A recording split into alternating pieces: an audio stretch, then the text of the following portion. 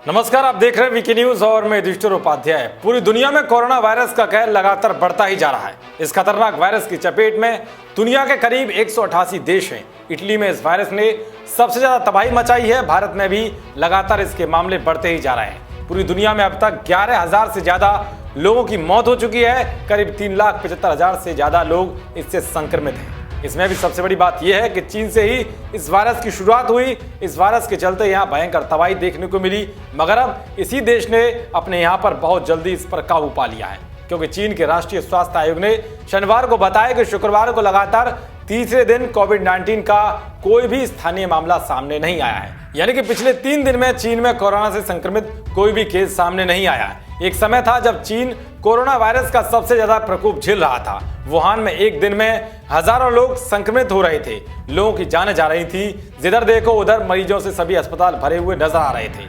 लाखों लोग घरों में कैद हो गए थे। फिर कुछ दिन बाद चीन में अचानक ही कोरोना वायरस के मामलों में कमी आने लगी। अस्पतालों के बेड खाली होने लगे। संक्रमित मरीजों पूरी तरह ठीक होकर घर जाने लगे। चीन के लिए राहत भरी खबर तब सामने आई जब देश में पिछले 3 दिनों में एक भी स्थानीय मामला सामने नहीं आया। अब सवाल यह है कि इस खतरनाक वायरस का कोई भी इलाज ना होने के बावजूद भी चीन ने इस पर इतनी जल्दी काबू कैसे पाया।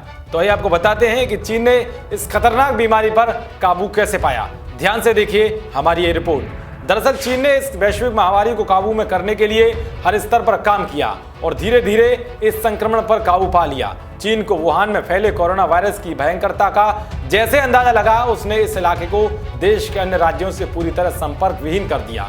वुहान से बाहर आने और शहर में जाने पर पूरी तरह से पाबंदी लगा दी गई।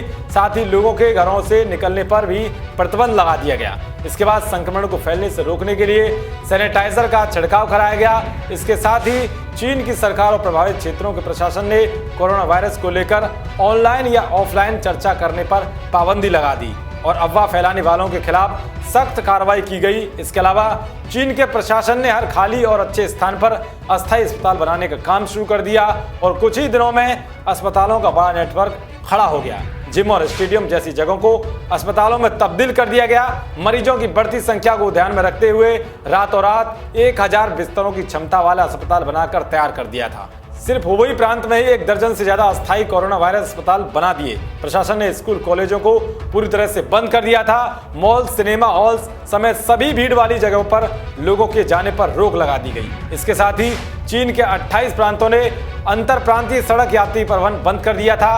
200 से ज्यादा शहरों में सार्वजनिक परिवहन बंद कर दिया था और रेल परिवहन पर भी पूरी तरह से पाबंदियां लगा दी गई थी। किसी भी तरह का कच्चा माल प्रभावित क्षेत्रों में भेजने और वहां से उत्पाद बाहर लाने पर रोक लगा दी गई थी।